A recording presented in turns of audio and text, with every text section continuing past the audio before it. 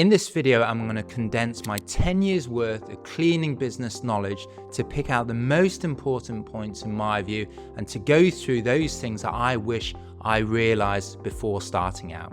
As many of you know, I also had a cleaning business. I built that to 4 cities and I've worked with over 100 cleaning business owners, both on a consulting and coaching basis, as well as running their marketing campaigns as well. So in this video, I'm going to take you through the 7 most important points. So let's jump straight into it. So firstly, be a specialist. So when I talk about specializing versus being a generalist, this is perhaps the most important point to be aware of, because as you will be aware, no matter where you are based around the country or around the world, there'll be cleaning companies around you. You know, there'll be companies that offer house cleaning, there'll be those that do office cleaning, window cleaning, carpet cleaning. Many of those companies will also offer all or some of those particular cleaning services. But it is really important, and I'm a firm believer in this, that you want to pick your niche within the cleaning industry. So if you think house cleaning is where you want to go, be a house cleaning business. Don't take on any office cleaning work. Don't bid for any window cleaning work. Similarly, you know, if you're going to be doing commercial cleaning, try to turn down house cleaning and other non-commercial cleaning related jobs. And the reason for this is that specialization is so important in this industry, because there are many pros about running a business in this industry, but one of the downsides, unfortunately, is that there's not a huge amount of profitability. You know, we're certainly not a high margin technology business or software business, so you can make a really good income and a really good margin in the cleaning industry, but you need to do a few things right, and it all starts off with specializing. So the market needs to see you as different to all the other generalists out there, because if cleaning company A offers house cleaning, office cleaning, window cleaning, carpet cleaning, and cleaning company B down the road offers exactly the same, there is no what is called pricing power between those two companies. The market will set the price for office cleaning and house cleaning, because cleaning company A's services is basically seen as the market as exactly the same as cleaning company B. So those companies have no pricing power. They can't set prices much higher than their competitor down the road. So the reason why specialization is important is because if you specialize, suddenly you differentiate against all the other competition. If you are a high-end domestic or residential cleaning business and you service families and working couples and things like that for wealthier clients, then you have a particular niche. There aren't going to be many of your cleaning companies in the area. You know, there'll be other cleaning companies that do residential and house cleaning, but they will be seen as generalists because they've been, you know, their other services dilute their house cleaning offering. So by being seen as a specialist, you know, with fewer competitors, you can target those clients and you can set a higher price. And the high price is extremely important, because we need to set a high price because we need to, you know, after paying our cleaners, generate sufficient profit margin to reinvest and grow the business, reinvest in things like marketing and recruitment and bringing in office managers, as well as paying ourselves as the business owner. And the issue is that if your pricing is set too low to begin with, there is just not enough profit to do these types of things. You'll never get the business up and running. It'll never be growing quickly. You'll never have enough spare cash to really invest in some of the more fun things. So really try to figure out what your niche is, how you're going to specialize in the industry. And, you know, as a byproduct of that, once you figure out your area of specialism, it will make marketing easier. It will make recruitment easier. It will mean that, you know, your website is much more targeted. It will mean that when you're recruiting for staff, you can tell those staff members exactly what you're going to be cleaning as well. So it makes everything else easier. But obviously at the beginning, when you're trying to get revenue in, and I was exactly in the same position, it is hard to turn down work from other areas. You know, you want to get the revenue coming in, you want to be growing quickly, but you know, you really in the back of your mind need to think, okay, let's try to specialize, because the pricing is ultimately going to be the most important thing in my business. Once we've figured that out, we then move into point 2, and that is to invest in a good quality website. So most of us will realize that the website is an important thing. In effect, in the online world, it is your storefront. You don't have an office or a restaurant or a bar in a physical location, but you have your website. And when you compare it in this way, if you think about the costs of refurbing a shop or a restaurant, it is many thousands, tens of thousands of dollars. But when some people think about a website, they may say, okay, yeah, we realize that the website is important, but maybe they'll only put a few $100s into it. And that is fine to begin with, but we need to think that, this is our storefront. This is going to be the first impression that people see when they come across our brand. So we need to invest money. We need to invest money in terms of making it look good and professional and attractive to those particular types of clients that we're targeting. But we also need to think about it in terms of conversion rate, because ultimately what a website, the main purpose of the website is to try and get a high proportion of people visiting your website to then pick up the phone or make an inquiry, and ultimately to book service as well. So the design is important, but the conversion metrics are very important as well. So once you have your website up and running, you want to be using tools like Google Analytics to track your conversion rates. You want to be testing things like having a simple lead capture form versus an online booking form. The online booking form would have a credit card number, whereas the lead capture form is really just to get some initial details to then follow up with that client. So we need to be testing different marketing funnels, and we need to be tracking those closely using tools such as Google Analytics. So make sure you invest enough money in your website and make sure that you're tracking the performance of it. Keep running A/B tests, keep trying to make incremental improvements, and it will mean that your business will just grow quicker because you'll end up getting more clients on board. Point 3 is then staff management and recruitment.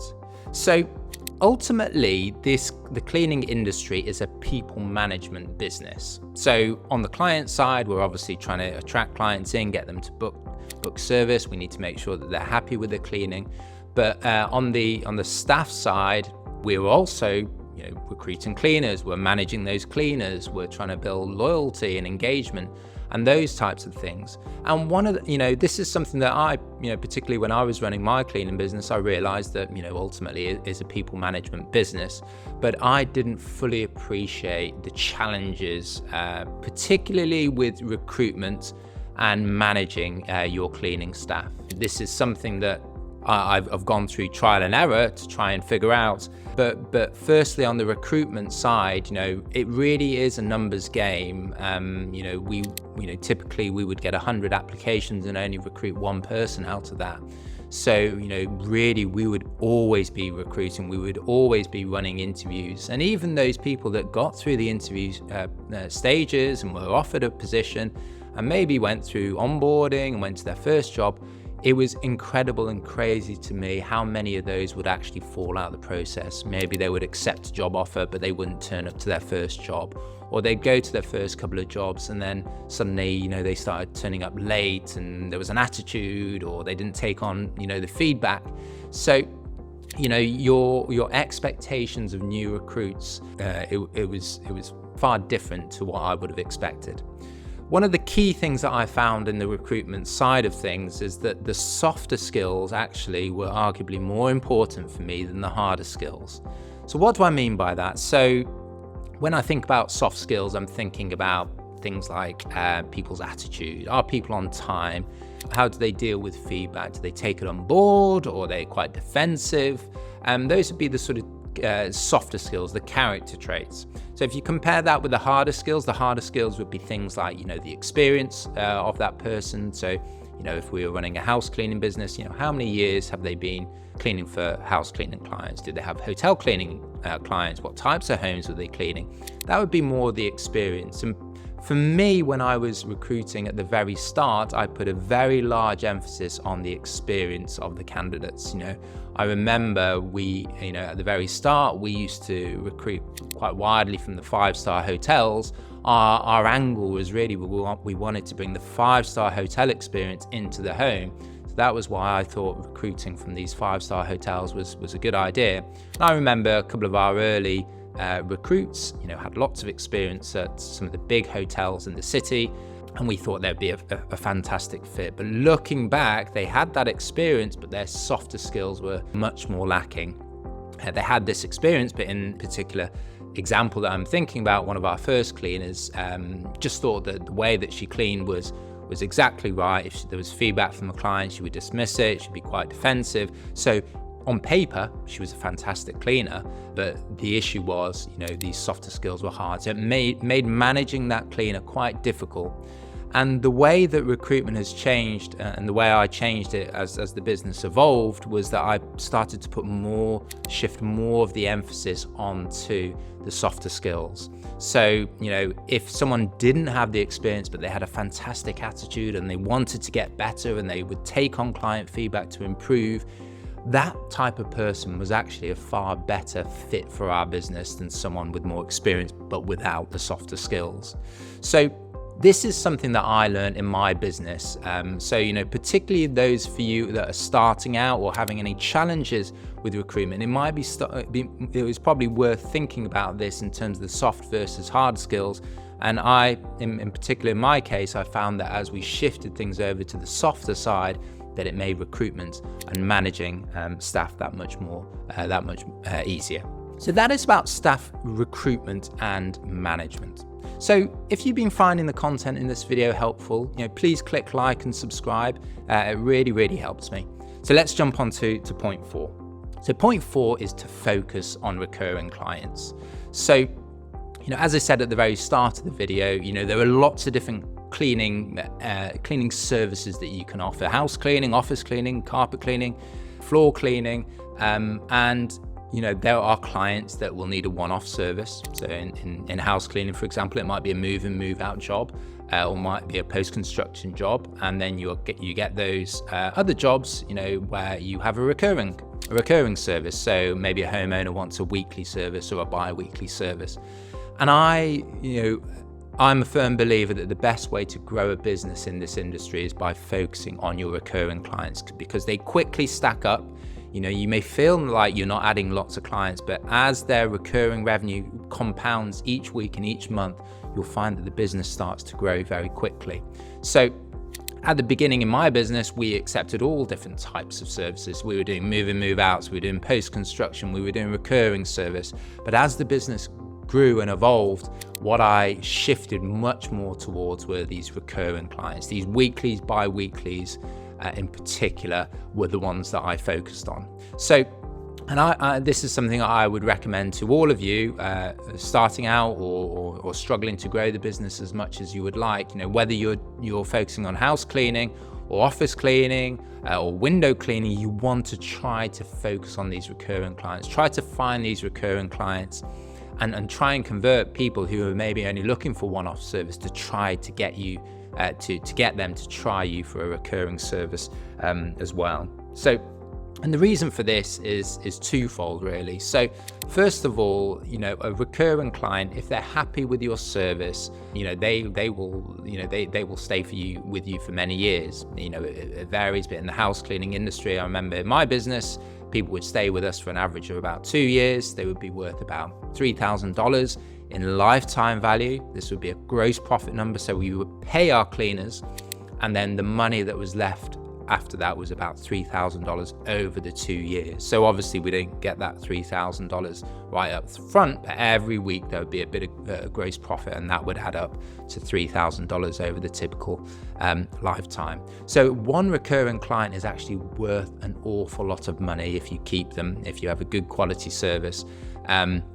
Many people don't quite understand the magnitude of the lifetime value, particularly when they're starting out in their business, because maybe a move in, move out job could be $500-$600, and then a recurring weekly service may only be $150-$200. But you'll find that the recurring client, the value of that recurring client, blasts out any of these one-off jobs, really. So whether you are doing office cleaning or house cleaning, try to focus on those recurring clients. The other thing I found is that the management time required for these recurring clients was actually far less than the one-off jobs as well. So again, with the house cleaning niche, let's say someone booked in for a weekly service. The reality is after the first 1 or 2 or 3 cleans, if the client is happy and if the cleaner is happy, often there'll be little things that we need tweaking, but after those first few services, things would be pretty much business as usual. Week 4, 5, 6, all the way through. There may be some times where the client asks for a specific thing to be added in or to do differently, or a change in the calendar. But really, once that new recurring client is in the schedule, there's not much management required. They just keep, the cleaner keeps going every time, and they keep paying, we keep making money. Whereas if you compare that with the one-off jobs generally require a lot more management, because with a one-off job, obviously the job itself is a new job and there are things that can go wrong. And also what you often find is that, the one-off jobs would be bigger in scope. There'd be a big move and move out job, or a deep clean, or a post-construction job. And there were just far more variables that could go wrong versus a standard house cleaning. So a 3-bedroom property at one end of town is probably going to take a similar amount of time to a 3-bedroom property at the other end of town. But if you compared a similar post-construction to another one, then the scope or the potential for that job to go on far longer, or those specific requirements could be very, very different. So there would be a lot more management required for these one-off jobs. And when you grow and scale the business, this is going to be a big bottleneck, because I'm a big believer that you need to try and simplify things down as much as possible. If you simplify things, it enables you to grow that much more quickly. So I found, from my point of view, that the one-off jobs just took more management. So shifting and focusing more on these recurrings just made more sense for us, and it allowed us to scale that much more quickly as well. So point 4 is then about marketing. So marketing is arguably going to be the thing that makes or breaks your business.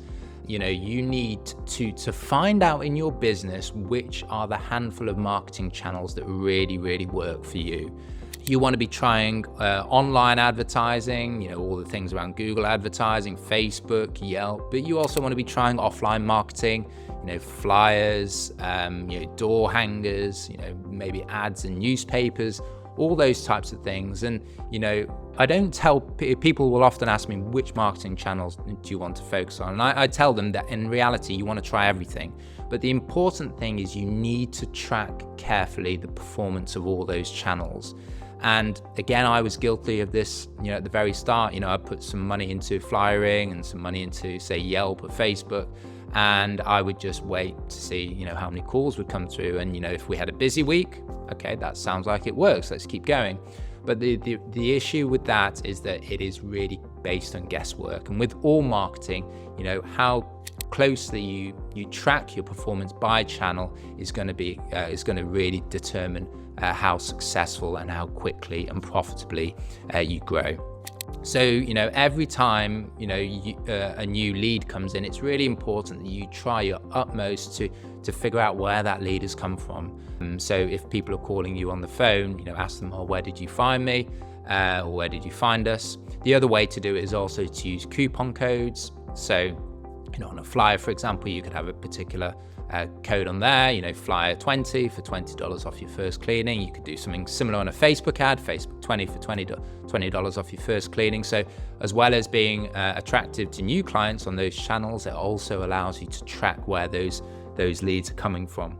So use the coupon codes as a way to help you track. So with all that in mind, try all these different marketing channels. In my experience, what I found was that the place to be was Google. And it sort of made sense, because if you were looking for a house cleaning business to help you clean your home, you would probably, the first place you would go would be to go to Google, house cleaners near me. You wouldn't be browsing through Facebook, and you wouldn't be flicking through videos on TikTok, or you wouldn't be just driving past a yard sign or anything like that. The people that had the highest intent and the highest intent to book a cleaning service were on Google. So what I found was, after testing all these different channels, I found that the handful of marketing channels that were most effective in my business were Google marketing. And this would be a combination of Google ads, Google local service ads, and Google SEO. And once I started focusing my time and getting really expert at those areas, that's when things really started to accelerate. So today I actually manage Google marketing campaigns for cleaning companies all around the country and all around the world. In this next video, I'm going to talk to you about what that strategy looks like. It's called the Google domination strategy. It's worked fantastically well in my business, and as I said, we use this strategy with lots and lots of other cleaning companies across the country as well. So in this next video, I'll give you an introduction to that, so I'll see you on the next one.